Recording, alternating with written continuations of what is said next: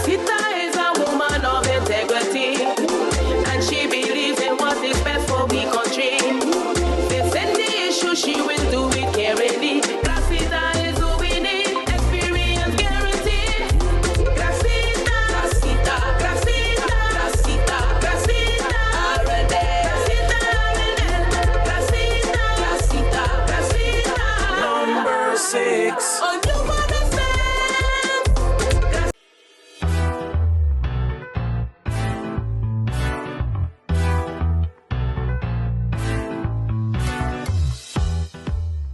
It's time to raise the bar, let's take it to the top. It's time to choose qualified people to rep for ya. From the prisoners to senior, she's right here for ya. Can't forget the education, it's time for better. She's ready and she's focused to get the job done. SXM, the time is now, let us all vote for change. Shamira is the candidate to represent for us. She's gonna represent us locally and even to the Dutch. At SXM, we're taking travel and tourism to new heights. Here we boast spacious check-in areas, 10 passport control points, comfortable departure lounges, and an exciting new airport mall. Finally, there's an airport in the Caribbean that takes your travel plans as seriously as you do.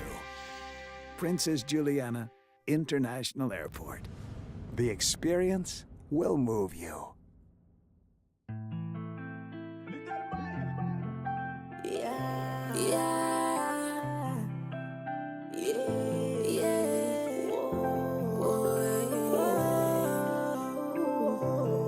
It's time to promote, so come out and vote. We not waste no time, we not make no joke. We voted for URSM, Julian Rolex Jr. Candidate number 9, hard time but he come to shine.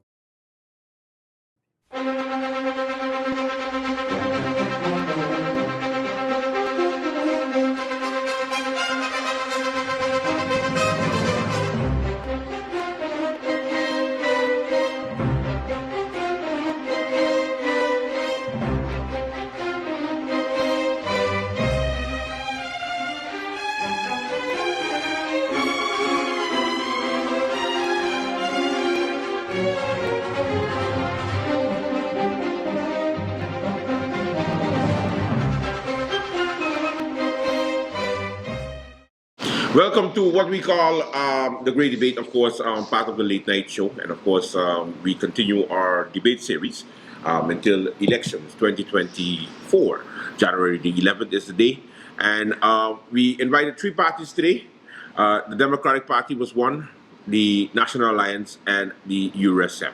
The Democratic Party wasn't able to send a candidate, so we gave the next party an opportunity, which is the United People's Party. So we have the United People's Party in the house today. Then, of course, National Alliance did send somebody. Thank you so much. And of course, we have the URSM. We're going to go and we're going to talk and get to know these 3 candidates before we go into the discussion. So let me start off on my right, and that is, of course, from the the URSM. How are you doing, sir? I'm very well, thank you, Andrew. You know I was going to do that, right? Definitely. Okay. Well, my name is Herbert Martina, and I represent the URSM, which is the Unified Resilient St. Martin Movement. I'm candidate number 4, and caring for country, community, and people. All right, and then let's go to our middle. Yes, I'm Louis Hertal, your candidate number 17. You gotta use the big boy voice there because the mic gotta make sure you pick you up. My name is Louis Hertal. I'm candidate number 17 on the National Alliance Party. I've been working in government in senior positions for the past 4 years, and I'm happy to be here. Thank you for having me. All right, and then of course the United People's Party. Andrew, what's up? How are you doing, sir? I'm good. Yeah. Pressburg Brown, United People's Party number 14 with fixing your basics this election. Fixing your basics. Interesting. All right, gentlemen, of course, debate, open discussion on the latest issues that is, in St. Martin. The infrastructure is always something that people talk about, specifically the traffic situation. You know that the traffic situation on St. Martin has been an issue for quite some time. If Mr. Martina could maybe chime in first. What is your party doing concerning that? Is there a plan? Well, of course, there's always a plan, Andrew. However, let's list the problems first, okay? Anybody coming out of the cul-de-sac basin, which is the St. Peter's area, okay? When it comes to early in the morning dropping off of your children, the traffic is terrible, okay? We all know that. Rush hour, traffic is terrible, no matter where you are on the island. We boast about tourism and how much cruise passengers we have, but I've been seeing over the past months police escorts touring or escorting touring buses to the harbor because they can't make their cruise. Okay, those are the problems that we're facing today. Now, we need more roads. Plain and simple. We need a policy on cars. We have a lot of cars here in St. Martin. And every day, cars are being imported. Okay? And whatever it is, we need to make some kind of a policy. And you're asking me what? That we can go into on the campaign trail and stuff like that and to really unfold. Okay? However, main roads. We also need to think about where we're building more schools and how we're going to situate that, because all our schools are situated at the same location. In the location. Yeah. All right? That's a problem. What about now that we have the school situated in that, and this is a short-term solution, okay? Right there by the Jose Lake, we can have a sort of like a drop-off point, okay?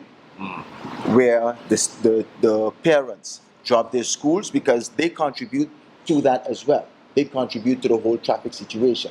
So we have a drop-off point right there in which a school bus can take them from there straight to the St. Peter's area. Yeah, I think the government tried that, but it didn't work out because they had logistic issues. Well, and up to now, it didn't come back. So I don't think based on it actually happening, it's not logistically wise. Of course, it's not going to happen when the area is one area to come in. Yes. Right? They need to fix that. Yeah. Okay? If you want a solution, right, you can't just have a infrastructure there and say, okay, we want to divert the traffic situation, but guess what? We're going to leave that parking lot the same way. Yeah. Of course not. Yeah. Well, it was a mess. Yeah. Yeah. So then you're going to get a bottleneck right there as well. But if you have one entrance and you have it that the buses can go and flow to the next direction, right? It should be able to work. Plain and simple. Okay. Mr. Hedro. Yes. Same question. Yeah. The traffic situation. What's the question? Oh, the question is solutions. Solutions to our traffic situation? Yes. All right. So, of course, I have the challenging task of answering this question, being the sitting government. But I'll tell you this, right? Our roads need repairs, and we've been working on repairing the roads when we can.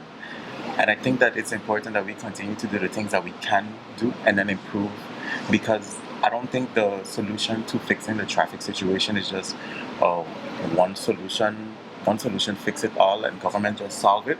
We all play a role in it. I mean, who buys the cars? Consumers purchase cars.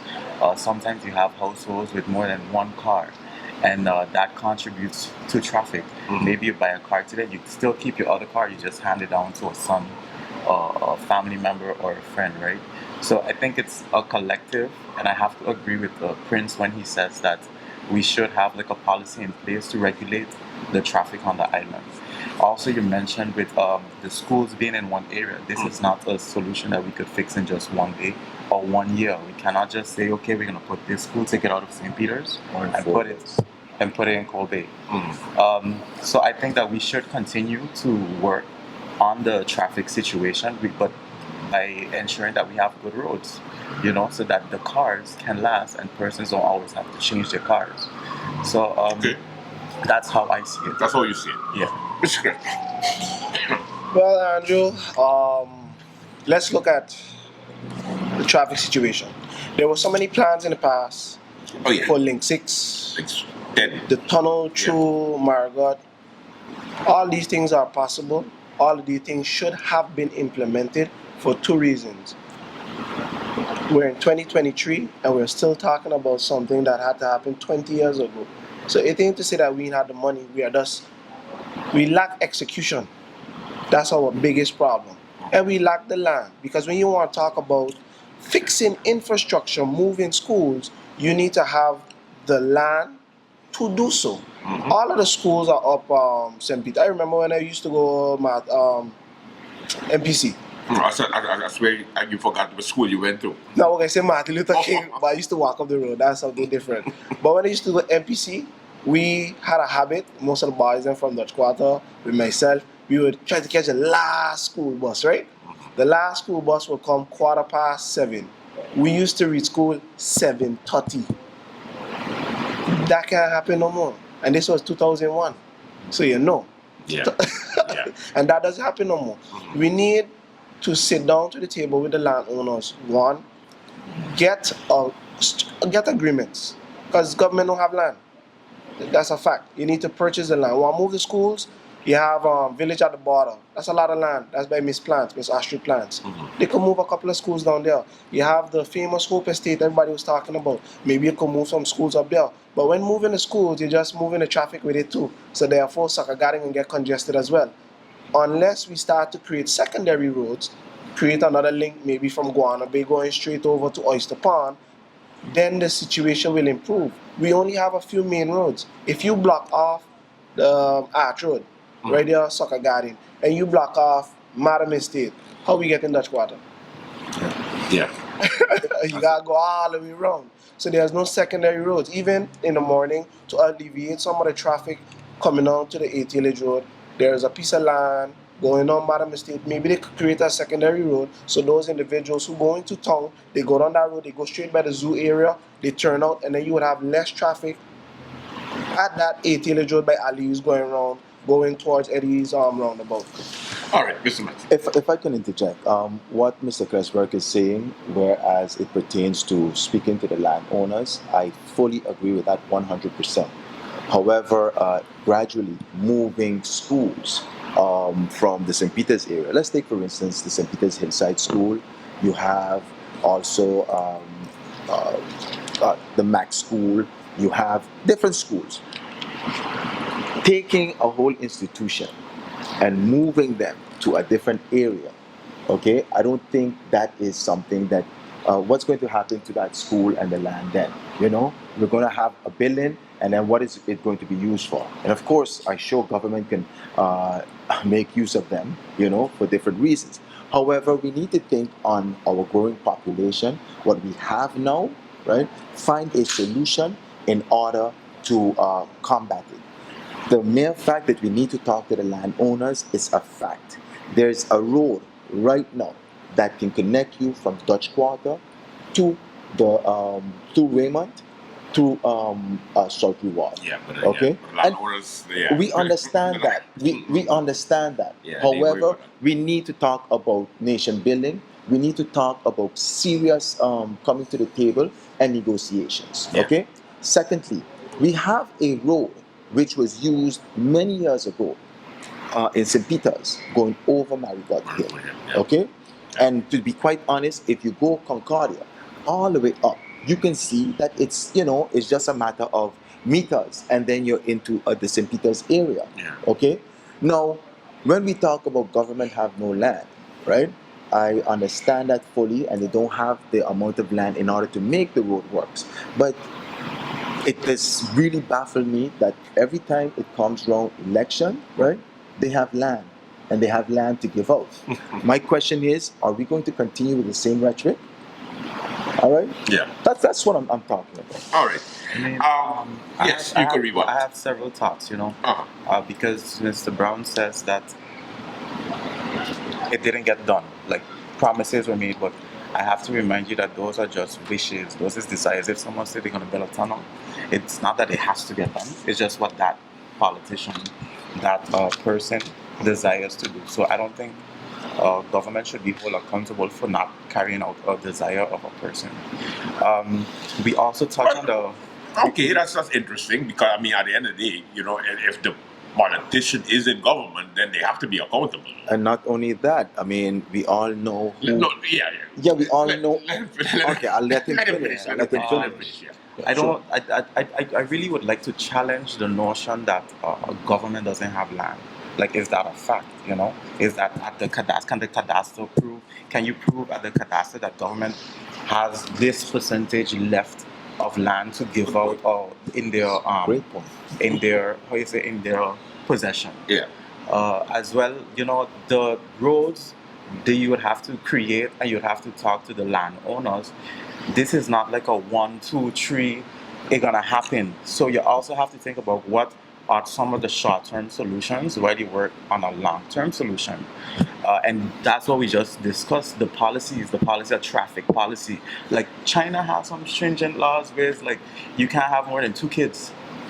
You know, I mean, that's a bit far-fetched for a country like St. Martin, but you know, we still can manage the situation with policies. Yeah. Okay. One of the policies that he's talking. You have a rebuttal because I don't want it to be too kind of up also here. My only rebuttal is we need to execute the Lewis. If you have a good idea, and that's one of the things that I admire about our Minister Attlee, if it's a good idea, there should be no discussion. We should execute. And that's our problem. We lack the execution, and then these things drag on. Andrew, can you remember when they was still talking about Link 6? Yeah. Yes. That's a long time. That was the same time they were talking about Link 2, and Link 3, and Link 4. And now we're going into another 4 years. Are we going to still be talking about the very same things that my father used to talk about? My father is no longer with us. So it's like, let's execute. A good idea can come from any one of you. It doesn't have to be a up thing. It don't have to be a anything. It don't have to be a URSM thing. But if it lacks execution, that's where you have to hold individuals accountable. We have so many good plans on the table of each minister. Execute. It doesn't mean, hey, oh God, credit. No, give credit where credit is due. If we don't execute what we have, right? If we keep coming up with new ideas, we're never going to move forward. We're going to remain stagnant. No, an idea can be also an idea, but also the funds to execute the idea is also another factor that we have to look into. Skeleton budget. Yeah, and besides the skeleton budget, having a generating economy is something that we also have to look at, because most of the time we've seen in the past, and not only for the past 4 years, but from previous governments, that we're more of a asking, requesting assistance from other, getting aid, but generating income within the 16 square miles. Any ideas of how we can continue to do that instead of relying on other outside sources? Because I'm sure that after COVID, we get a humbling experience of having to realize that hey, if we didn't get the help from the Dutch, we would be in trouble. I have an idea on how it's done, but before that, Andrew, I just wanted to touch on 2 sentences on both points. Mr. Kressberg mentioned that if it's a good idea, we just have to execute. You mentioned as well that finances. There's different intricacies that goes into just having a good idea. You need proper planning and then to execute. And I know that's what he's saying, but I just wanted to clarify that, for the viewing audience. And secondly, when Mr. Horthout said that, the wish by probably a city member or a politician, elected official, bear in mind who was the one who came up with that tunnel idea. And to be quite honest, whether it's a good or a bad idea, I'm not beating it down. I'm saying that that was the then leader of the National Alliance, which is William Marlin. And again, I'm not saying, because I too would have liked the tunnel and stuff, It would have been something new for St. Martin and stuff like that, right? But we can't just say that, it's just a wish by a politician or a sitting member, because they are responsible, especially when they are sitting. Okay, so I just wanted to point that across. Yes. You made mention Generating about revenues. generating revenues, right? And it is mind blowing that we just jump on infrastructure when it comes to generating revenues. One of the things that every other Caribbean island is doing or can be done is the fact that when you come to drive, a tourist comes and drive in our country, we don't take opportunity in having a temporary license. Okay? Oh, yeah. Okay. A temporary license. Anguilla does it, St. Vincent does it, all the British Island does it. Okay? So whether you pay $5, $10 in order to drive in this country, right?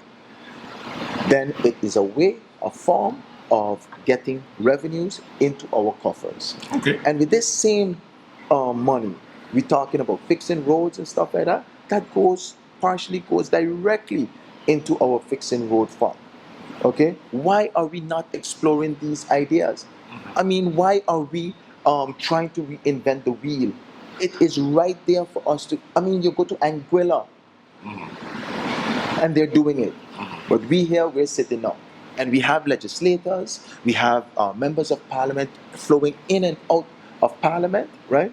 And they can't pass a law in order to have a temporary driver's license issued to our visitors. I don't know what we're doing.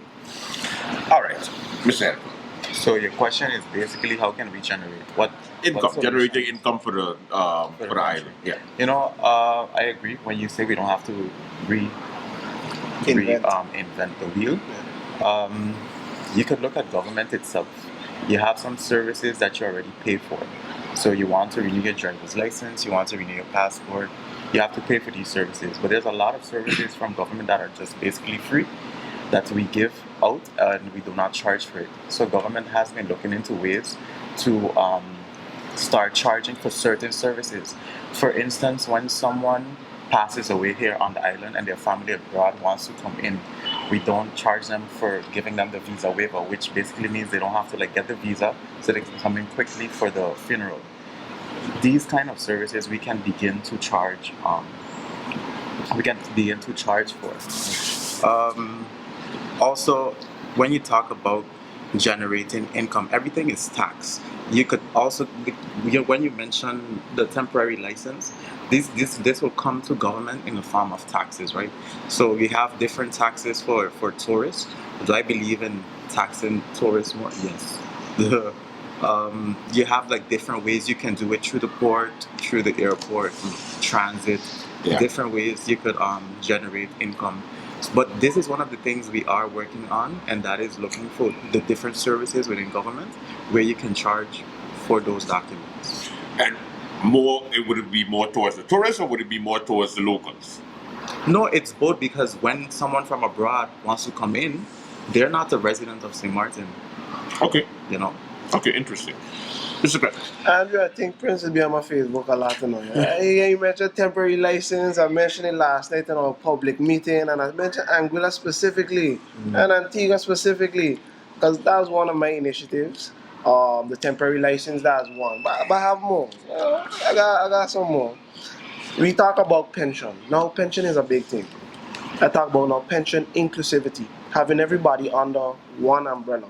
What we have done in the past, if you look at the Enya saga, and there's many more others, right? We are sending our money outside of St. Martin. APS is 100% owned by us according to the Articles of Incorporation, according to the law. Why we can't turn APS into what Curacao has now, Vida Nova? Vida Nova is now a bank, it's a pension, it's insurance, it is every single thing. Why can't we turn APS into that same thing? We don't have to reinvent the wheel, copy paste. We don't have to do it exactly how Curacao does it, because that's for Curacao, but we do it exactly for St. Martin. APS could become a bank. Instead of you going by Bshore to get your car insured, you go by APS, they could call it Ashore. You understand? There are so many ways. Another thing, Postal reform. So much companies do post right now. In our law, post is defined as letters. Correct. Around the world, post is Zoel's brief as packet. So a letter and a package. Yeah. So much companies here on this island shipping packages like crazy. Are they registered by BTP? They should be registered by BTP and pay that concession fee. Just like how every other company has to do the same, especially for telecommunication and for radio. And last but not least, the tint. One of my favorite. Why you stopping me and telling me take off my tint? Come on. Charge a fee for it. Let me pay to have my tint. And you know how much money we can make on it? Both of the guys here to my left spoke about how much cars we have on the island. So think about how much people have tint. You have more than 25,000 vehicles. 25 times, let's say we undo $150. You're coming up close to almost 6.7 million. Really? And that's on a yearly basis. So it's So the money is there, Andrew. it's there, but it's just We gotta just know how to use our own resources. yeah. It's I'd like to chime in, right? Because I mean, and I'm not like gonna talk about any of you two. However, it's really important that as candidates that are vying for elections, we really put the people at heart that we say that we have at heart. I say this because, for instance, you have for instance, UD or UP ministers. You have about 2 ministers representing the UP party yeah. in government who've been there for about more than 2.5 years, right? Well, yeah. Yeah. Well, yeah. Yeah. You could see. Because it took a while Because for yeah, Minister these Atley two. to come in. Yeah. It took a while, right? So you have also persons who support this party who are also candidates on the party. Mm-hmm. And, you know, they boast about being millionaires, they boast about talking to millionaires, and they boast about talking, they could also talk to the people on the street. But if you have the people at heart and you have great ideas and you could sit with millionaires, you're supposed to be able to bring solutions to sitting ministers in government. You don't have to wait until election to tell the people about your grand idea. Then when we're talking about the tint, you have candidates on our party that want to like propose to like let people pay $200 for the Yeah. tint. But how can we pay for tint when you could just tell people to do it the right way? There's a procedure to request a tint permit. If you have a medical condition, for instance, with your eyes, the sun bothers your eyes, and your optician can prove this, you know, you just have to bring your requirements and your proof to the Judicial Affairs Department at the Ministry of Justice and request your tint permit. But charging $200 for tint, I don't think it's. I don't think it's $200. I think No, they were this was just the throwing proposal. away. Yeah, This they're was, I throwing guess, out a numbers four-bill. out there. Yeah. Yeah. But I don't think charging the local man for tint should be the way to like put money in our coffers. Because the police also depend on cars not having tint or having a certain percentage in order for them to carry out their interrogative tasks. You know, Okay. that plays a role as well. There's a reason why there's a percentage allowed. Okay. Interesting. All right. Listen, let's take a commercial break. We come back. We continue this interesting discussion because I have some questions. We'll be right back. Back in office. Why? They can't deny he leads with pride. And I don't mean to be boasty, but I'm walking for way. Together as one, we can get the job done. I'm walking for way. Number 2 and anybody, for sure we solid with heat.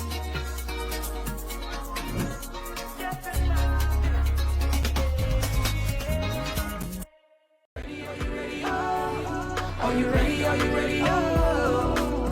Can't think for now is longevity. When time go round, you gonna really see who for you in hard times the reality. So please think twice when you choose to give a seat. Moving forward, we gonna need stability. Moving forward, we gonna need transparency. Cause everything you do, the people gonna need to see what you're doing in all the work you're putting in. Let your yes be a yes, and your no be a no.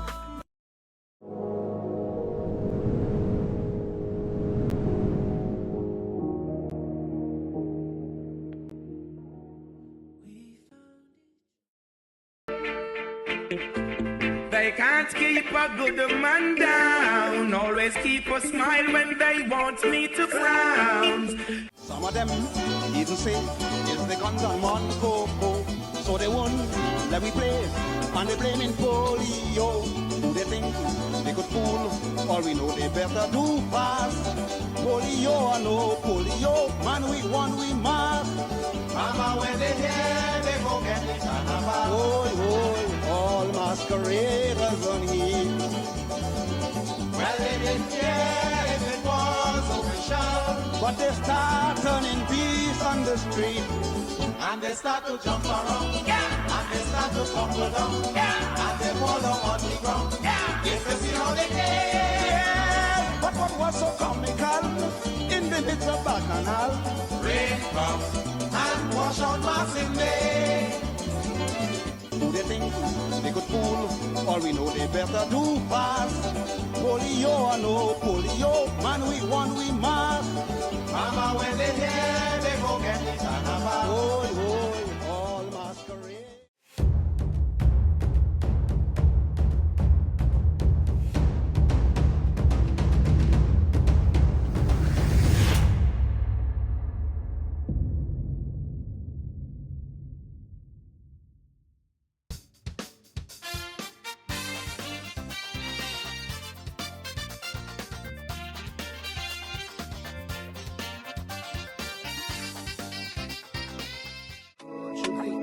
Yeah, we gon' vote for him.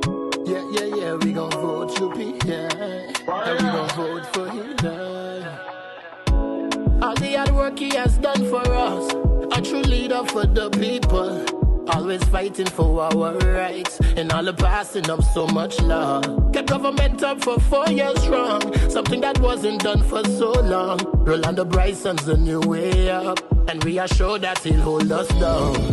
Now is our time, cause we're still going up. Rolando Bryson representing we. It's standing up for this country, so that's why we gon' vote you, please. Now is our time, cause we're still going up. Rolando Bryson representing we. It's standing up for this country, I know. We going up, yeah, cause we the top. Rolando Bryson's the new way up. If you be party for us, yeah, we going up, yeah, cause we the top. Rolando Bryson's the new way up. If you be party for us, if you be party.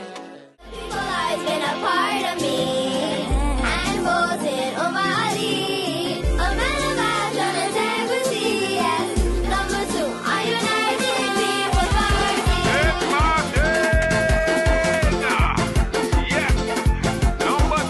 And this is something that we look forward to do. Carl & Sons has delicious food to fit your lifestyle and go easy on your pockets. Carl & Sons, your #1 spot for breads, pastries, cakes, sandwiches, breakfast, and lunch. Check out Carl & Sons today on Pondville and in Coal Bay.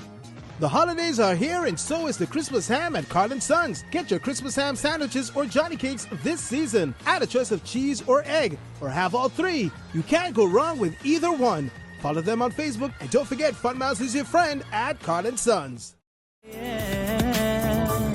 St. Martin, we probably go far, and we know, search for a sign of a change. A Chino, you know it got days when you feel like a zero. I woke up this morning, but feel like Mark Mingo. Tomorrow be a better day. Respect is the key, education gon' matter, so don't you try to run away. St. Martin, the place where the food is good, the people is good, the music is good. We living like we on a road. They try to take us down, but I'm thinking cause they really don't. Misunderstood.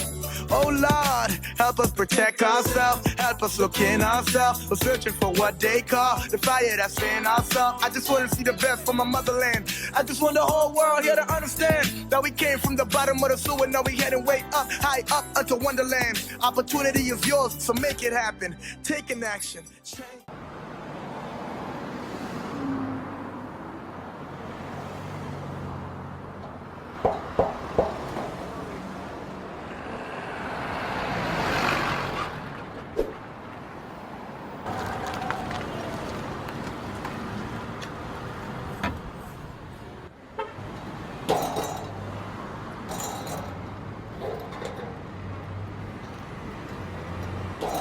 Qu'est-ce que tu fais là? Qu'est-ce que tu fais là? Bonsoir, non, sir. they got this game tonight and I can't miss it. Me and my boy, we gotta watch the game, you know. So I bringing this in. You check? Alright, let me watch your leg go. Watch your leg. Sir, sorry. Why so difficult? Look, I'm watching TV here on my phone with the Tel TV Plus app. You really gotta upgrade.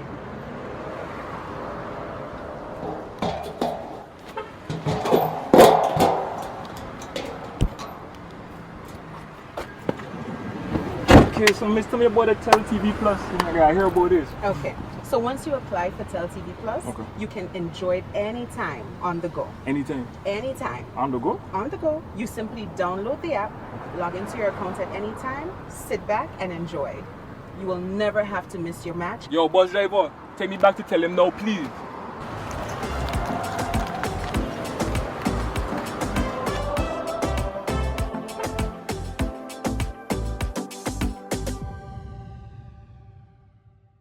Welcome back to the Great Debate. Of course, we are joined by three parties here.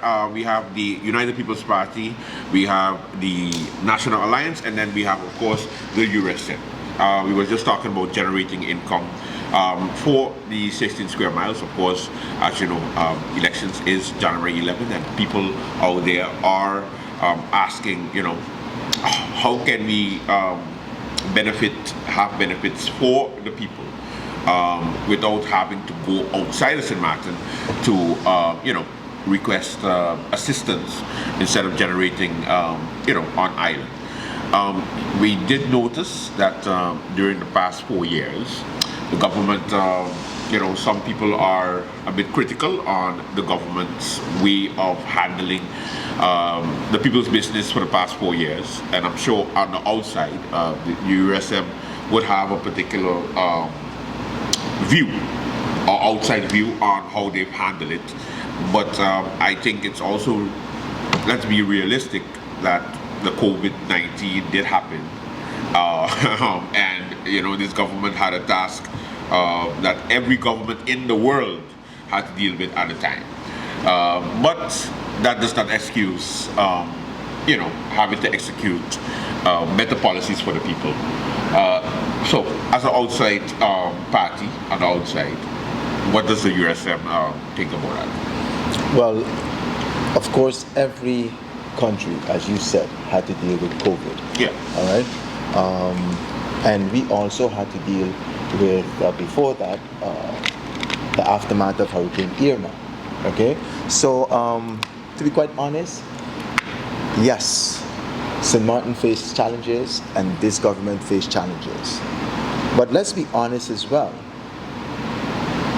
This government that is sitting was one of the richest government coming in. And I can use that term lightly. Oh, okay. Okay? Why we say the richest? Because here it is that they had access to the trust fund. Okay? They had access to the trust fund. And we know that it takes a while before things pops off. Yeah, a long time. Yes, it takes a while. However, within 4 years, with a stable government being together, you're telling me that much more could have been done, in my opinion. Okay? And then, now I'm looking at it. It's campaign seasons, and we've seen different stuff coming out, you know. And people listing accomplishments and everything like that, which I think that's all have to do with campaigning.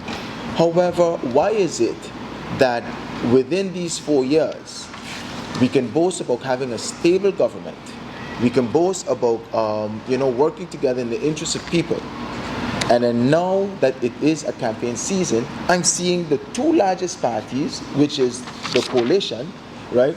They're now saying, yeah, but this minister could I do this, and this minister was responsible for this and stuff, right?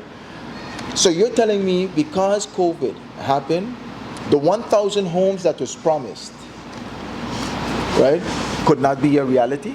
That's my question. Okay? You're telling me because COVID happened, we have now two sitting coalition. They're now bickering at each other and like trying to show why they're individuals. I'm sorry, but anything that is failed with this government, I give the both parties' responsibility. Okay? And that's how it is. Interesting. Mr. Gressberg, can you chime in? Of course, you know, you are a candidate, but you still represent the coalition, at least the up party in the coalition. So ask me a specific and direct question. Specific, for the 4 years that the up has been in government with the National Alliance, has they performed up to par? In my based on the circumstances. In my humble opinion, yes. Simple. The up party, together with the National Alliance, formed a coalition. We're coalition partners. We run the government. Okay, good. In the two ministries that the up has, which is the Ministry of VSA and the Ministry of TIAT, we have put in the work. Good. Many people spoke about the hospital. Everybody, blah, blah, blah. The hospital, if you realize, for the last 7 years, nothing was done. Things are moving now. When you're building your house, they used to tell you, once you start, you're going to finish. We have started the work, so it is going to finish. What we do a lot is, we always say, yeah, but it could have. When you reach inside, you notice the bureaucracy. There's a lot of red tape in order for you to reach the end goal. Louis can verify that because he is also working within the ministries. He has also several senior positions. It's not because, oh, let's do it. Boom. It can be done 1, 2, 3. There is a procedure and there is a process. And if you want to follow good governance, you have to adhere to those stipulations and those guidelines. Now, everybody, minimum wage. How can you talk about minimum wage when your parents or you yourself never work for minimum wage? I come from a minimum wage household, and I see the indexating, it has gone up.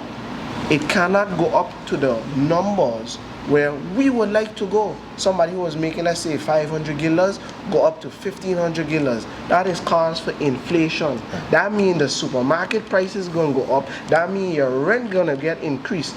We want a lot, but everything's happened in time. It's a gradual process. We are going to get there because for the last maybe 12, 10 years, it has never gone up so high.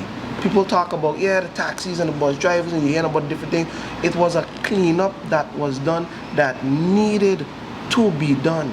We always try to move forward, but we don't fix where we're at. That's why my slogan is, let's fix the basics. In order to move forward, you need to set a foundation.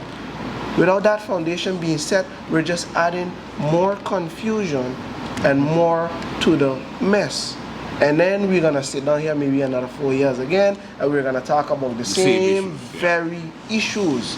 Yeah, and we said we was going to fix. That we're going to fix. But you have to start somewhere. And together with our coalition partners, we started somewhere, and now we're getting there. Everything can happen overnight. I wish the Dutch Quarter get fixed tomorrow. But I know it has a lot of different aspects in fixing Dutch Quarter. It is just not the sewage, it is also the infrastructure. Because it doesn't make sense to dig up just for sewage and then 3 years later you dig up the same road and say we have to put in the GB pipes. And then dig up 6 months after and be like, hey, we forget a conduit for tell them. So it's a lot. And you just can't get up and execute. As Prince said, proper planning does do what? Prevent poor performance. So it has to be a plan. A plan don't come up today and execute tomorrow. It takes time. And as you have seen with the government, it takes time, but we get there. We execute and we make things happen. And I am proud of the UP Party, but also the National Alliance, because at the end of the day, many forget this one thing. Regardless if we are all individuals, we still have to work together as a team. When you go into Parliament, there are 15 seats. Yeah. Right now, we are all on a platform trying to get one of those seats. When we are in there, it's no longer about a platform. We become a team. Those 15 members of Parliament become a team. The budget that everybody talking about is a law. You need 2/3. You need the majority to pass the budget. When you're in the Council of Ministers, that becomes your team. Because at the end of the day, you have to come up with solutions, not just for Patina, but for St. Martin. Because that's who we are, or we chose to represent, the people of St. Martin. All right, we're good. I just have an analogy. What do you see on this paper? I see nothing at all. You see nothing. It's blank. I see white. I see something on the paper, on this side of the paper. So I just say that because sometimes everything is not what it seems.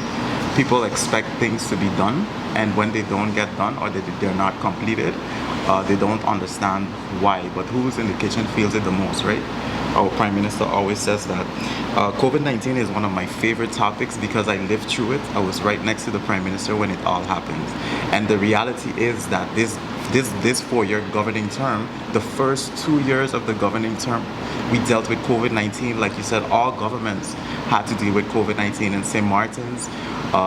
Martin's reaction, St. Martin's actions, efforts towards the pandemic in protecting the people of St. Martin was very, it was exemplary all over the world. Yeah, I always say we was the biggest guinea pig.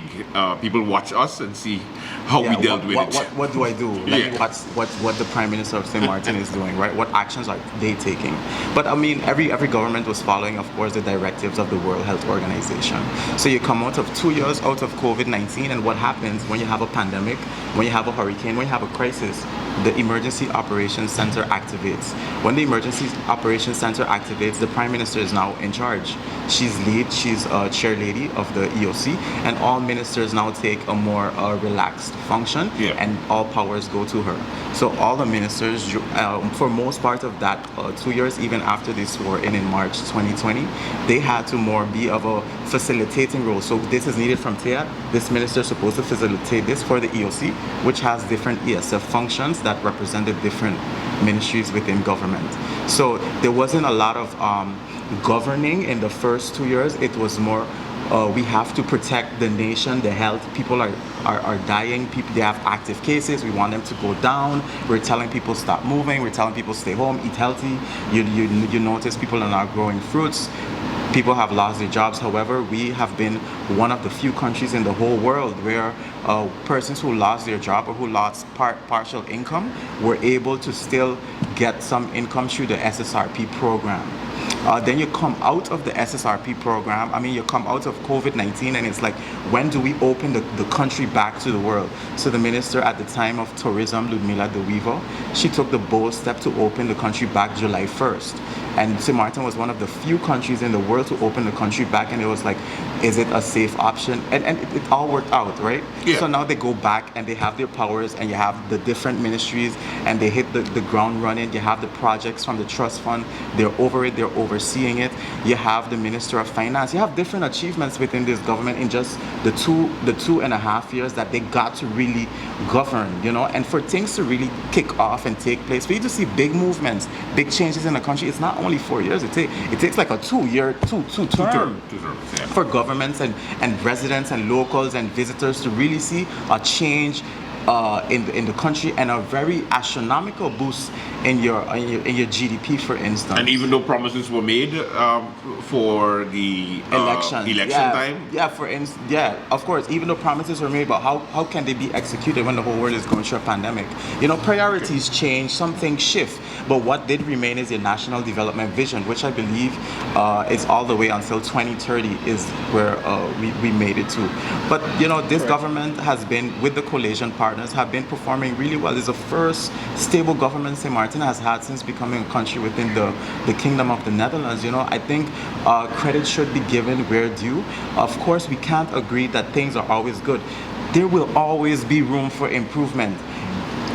Prince will have ideas, Kresberg will have ideas, I will have ideas, and you as an onlooker, as a resident of this country, will also have ideas. A lot of the ideas, like you said, they will be good, and we just have to execute and get things done. But this government has been doing a great job, Andrew, especially in terms, when people say like there's nothing for the youth, I'm like, wait, we have a lot of entrepreneurship courses and programs going on where persons are asked, if you do this program, you're going to get some funds in order to start up your business. We have credits. The entrepreneurship. I mean, ESP, the SMEs, right? And the small enterprise businesses. You have the ESP program from the NRPB that is helping persons to start their businesses. I believe you get you have to pay back 35% if I'm not mistaken, and the rest is a grant. Yeah. I mean, come on, you take a loan to not end up in debt, and you have a business that's viable that will be able to pay back this loan. You have credits that's team up with the Ministry of Finance. You have the St. Martin Development Fund that's team up with the Ministry of Finance. Free Coursera courses for the community over the past 2 years. Credits continues their entrepreneurship courses. We have a lot going on the island. Little by little, you see different improvements. The boardwalk has, the football net. You have the gym there that it's frequented by lots of persons. SMDF has also put community spaces, parks in different districts on the island. So we have to continue to see the positive and continue to work on what needs to be worked on. There's always going to be. So you need more time. We only had 4 years so far. Yes, sir. Listening to the different achievements and stuff, and I would be crazy in order to sit here and say, that this government has not done anything for the people of St. Martin, because you do have to give credit where credit is due. Okay, for decades, the minimum wage has been neglected basically, and yes, some census added on. And yes, we could understand and appreciate the fact that the Prime Minister was busy with COVID. However, the ultimate goal and responsibility, what I'm hearing here, you're saying that, people are saying that, people are suffering and there's nothing for the youth to do and stuff. The mere fact that people can do so, could it be that the communication, therefore, is lacking? Could it be that we really need to do a holistic approach and not only do the social media thing, right? But we need to go into the communities, because what have been lacking for a major part is the disconnect between the sitting government and the people. I've been on the ground, and what I'm hearing and what I'm seeing is the fact that they were so busy, or the sitting government so busy dodging bullet with court cases and trying to stay alive in parliament and all of those things, trying to politics instead of really running the country the way how it was supposed to be. And you mentioned that it takes more than a governing term to do certain stuff. But then, for the sake of campaigning, and I'm going to go back on the 1,000 homes, are you going to promise people within one term 1,000 homes and then not a peep about it? Then to me, that is a blatant disrespect for the people of St. Martin. Let us know what happened, and don't just tell me COVID. That's unacceptable. You cannot tell me COVID happened, and that's why you can't realize 4,000 homes. At least a foundation. You talked about a foundation. At least a foundation. At least negotiations with landowners. Because where are you going to put these 1,000 homes? You're playing with people's feelings. And these are the things that the people are looking at this government and saying they're not serious. So the lack of communication and the lack of communication between the government and basically the people of St. Martin. Like Mr. Hertog said earlier, who's in the kitchen feels the heat. And I'm sure that, the government would have the answer to most of the things why certain projects wasn't finalized. But of course, there is a growing situation that's happening in St. Martin, which is the poverty level. The poverty level is getting ridiculous, and in some areas, particularly you have the Dusquati Soccer Garden, and Middle Region, and also even over the hill, you'll have in K Bay, for example, you also have some situations whereby you go to a home and they just don't have any GB. Now, of course, yes, we know the situation with GB, but at the same time, people have to pick between having to, pay a bill or buy groceries. And I'm sure you guys on the ground are hearing different stories. So, how can we, in short, focus on poverty in St. Martin? Because for some, it's like 16 square miles. How is it even possible for us to have poverty here? It's come on. The population is so small. How is it even possible? But circumstances. So, if we could hear from Mr. Pressburg, how would you deal with poverty? Everybody is dealt a different deck of cards. Every single individual in life.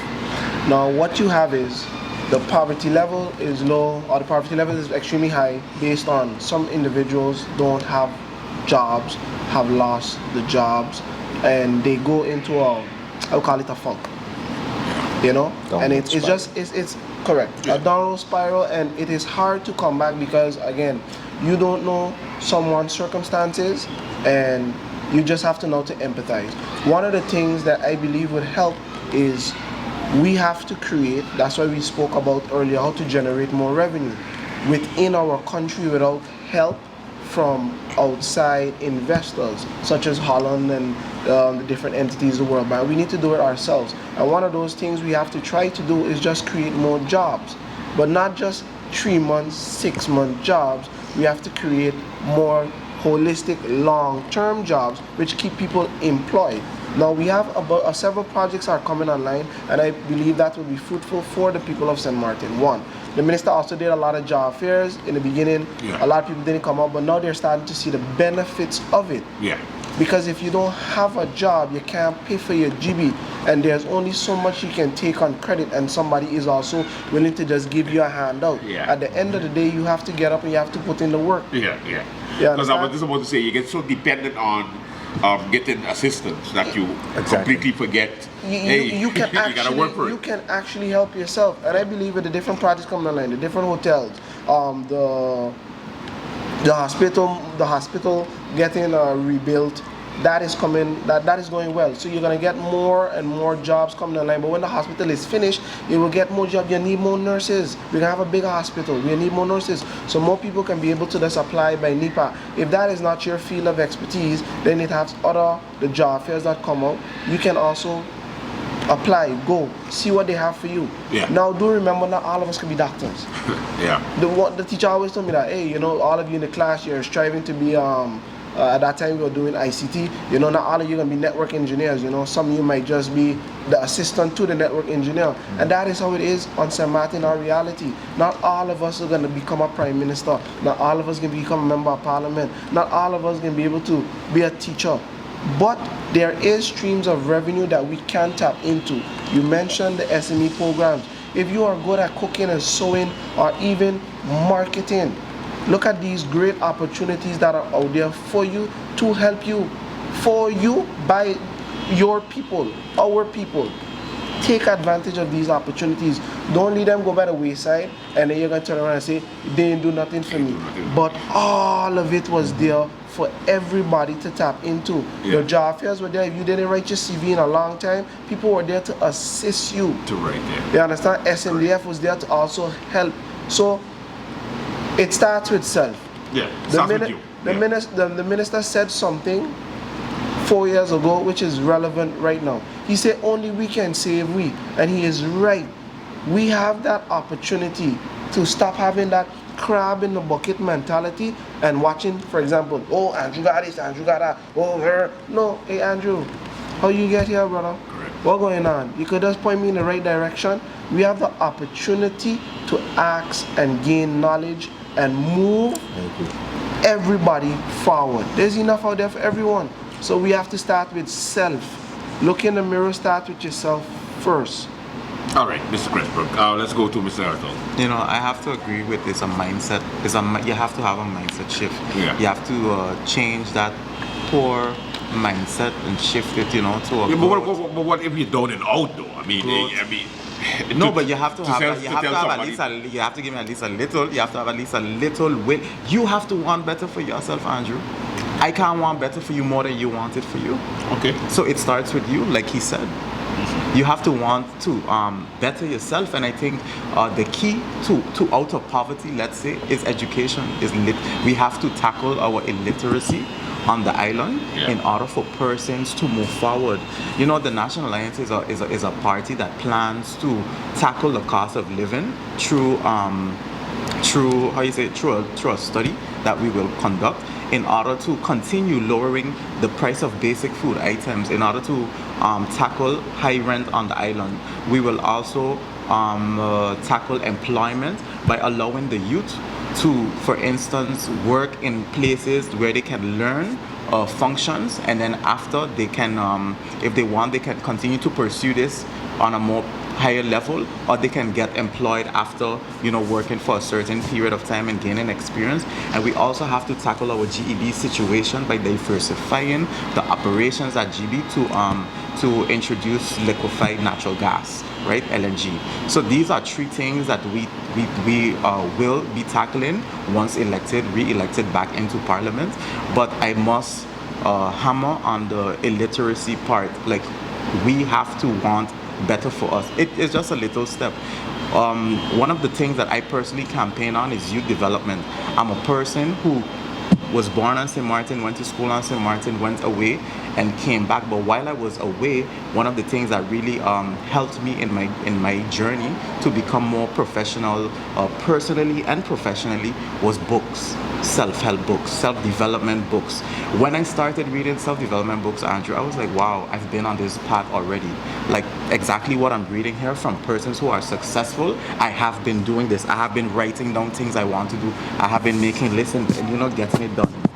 So it has to do with self in order for us to move forward. And when Prince works on himself for the better, when I work on myself for the better, when Pressburg works on himself for the better, and when he also helps him where he falls short, where I help him where he falls short, we can all move together more quicker and more further. Interesting. Yeah. All right. I have a similar take to what these gentlemen are talking about and referring to. One of the things, or should I say, my slogan is caring for community, for country, community, and people. And I want to bring it back to the community, because there's a lot of people, when you go into the community right now, or when you know, these people have not had a job in how much years? So it's not because the loss of COVID, okay? We have people who are literally not contributing to society in that manner. And we know that once they get children, it's a mindset. They have children, and then their children looks and sees that example, and they're not motivated and all of those things, right? Here it is, we should equip our community and our community councils in order to identify these people, okay? What is good, that we just had a census done in which it was extensively done, and I must congratulate all the participants who did so, because I'm sure that there is a lot of data extracted out of this this basically. It took a whole census, half an hour right? of my life, so I remember, yeah. But at least they got, a sort of like a forensic information session, right? So based on that data, now we see how we can maneuver.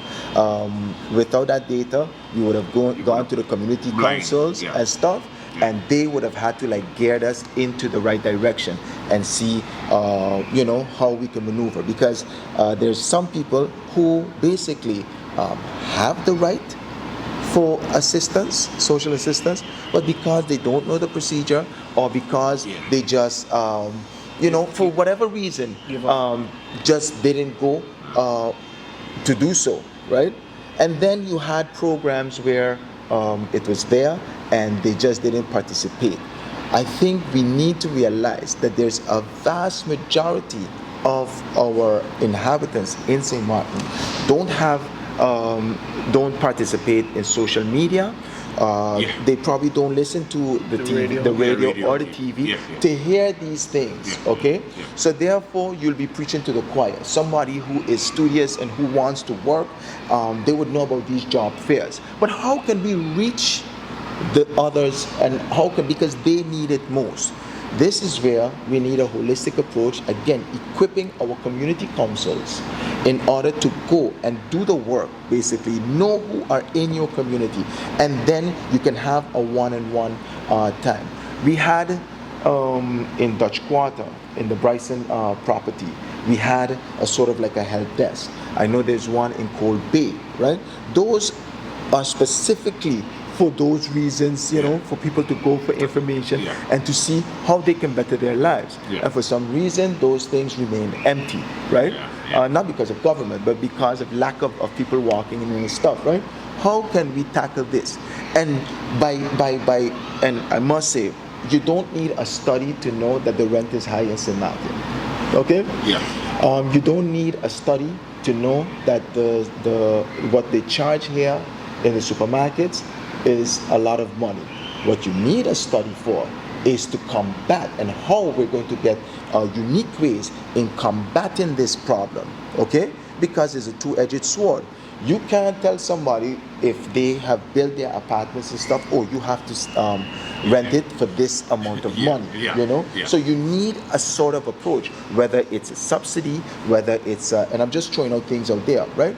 We need to come with holistic approaches, but we can't continue like this. I'm telling you, ladies and gentlemen, if this continues, the poverty level rising, it's going to affect the social behavior of people. I mean, it spirals on. We need to have a holistic approach right now, okay? Rent is too high, and this year, rent is still too high. And I ain't throwing this for nobody. Right? No, I'm not throwing it because I found it was a great slogan. Okay? I found it was a great slogan. But let's put it into practice right now. What are we going to do in order to combat this ever-growing problem? Time flies when you're having fun. Why vote for Cressburg on the United People's Party? Well, Andrew, first and foremost, thanks for even having me here. Ladies and gentlemen, people of St. Martin, my name is Cressburg Bound. I'm your number 14 candidate on the United People's Party. And come January 11, 2024, vote for your boy Cressburg. I'm coming with 6 great initiatives. I'll list them off for you real quick. The community reform, which will tackle legislating community councils and bridging the gap between the councils, parliament, and the government.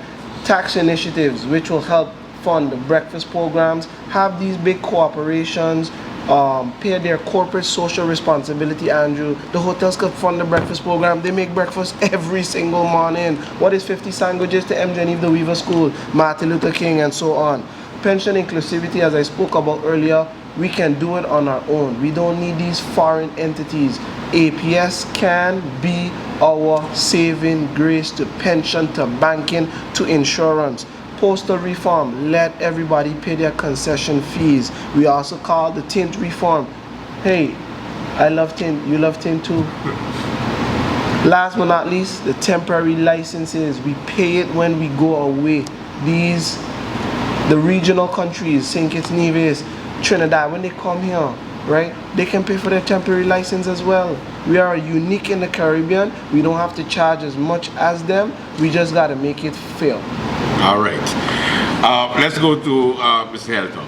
Yeah, you know, thank you so much for having me on the program, and I want to thank my 2 co-panelists, because I'm not only listening to the issues on the road, but I'm also listening to what they have to say as well. You know, Prince talks about communication, and this is one of the things I wanted to campaign on. We have a lot of government services, like I was saying, but a lot of it does not reach, for instance, the Spanish-speaking community or the French-speaking community. So this is one of the things I wanted to challenge on my campaign trail, that after elections, upon getting elected, I would like to implement a program whereby we take the different services within government and do a communications campaign in the different departments of the different services in different languages, that it may reach the community. Nice.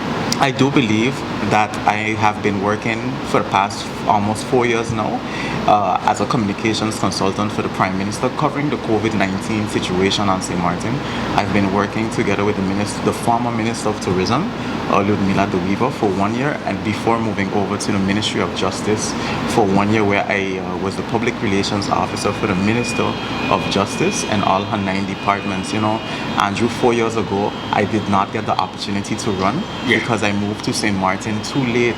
So the civil registry realized their error, and the voting bureau had to take me to court to remove me from the party. But you know, they say everything happens for a reason, because 4 years later I'm more confident, I'm more stronger, I'm more bolder, and I'm that voice for the people of St. Martin, for the youths. And you know, Andrew, I'm you, I'm him, I'm you, I'm us. And you know, we are all one, and Louis Hurtado will remain committed to the people of St. Martin. I'm not here for a good time, I'm here for a long time, you know. Okay. So you know, I do entrust that people will put their confidence in me. I ask them to vote for me on January 11th. I'm your candidate number 17, Louis Hurtado, on the National Alliance Party. All right. Last but not least, your candidate number 4 on the Unified Resilient St. Martin Movement, URSM, under the leadership of Dr. Luke Mercelina. Caring for country, community, and people. That's my slogan.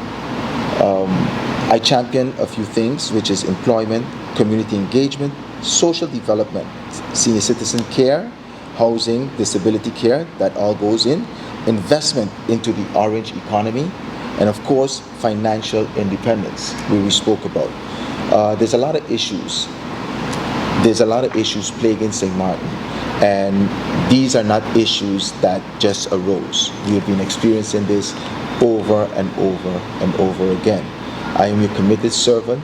I am a man of the people, for the people, in the community, and a voice for you, those who don't have a voice.